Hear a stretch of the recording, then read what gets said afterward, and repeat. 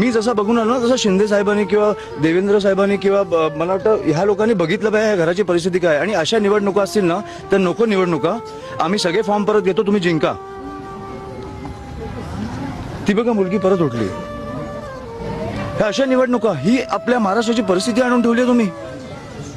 मी कधीही कोणी वारल्यावर राजकारण करत नाही, आणि आज पण मी नव्हतो करायला आलो. पण तुम्हाला कधीतरी कळणार आहे की नाही की तुमचे राज्य कुठे नेऊन ठेवलंय तुम्ही. मला वाटतं आपल्या सगळ्यातला एक माणूस जागा झाला पाहिजे आणि ह्या गोष्टींचा विचार केला पाहिजे.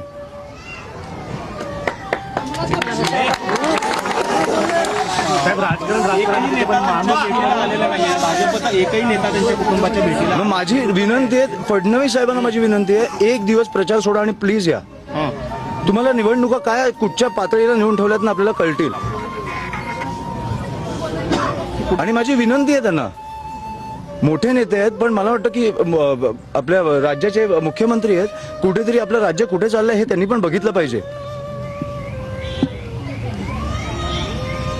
ही कुठची परिस्थिती आहे. एक आई, एक बायको, 2 मुली आज अस्थि विसर्जन करून आल्यात. कशासाठी? निवडणुकीसाठी.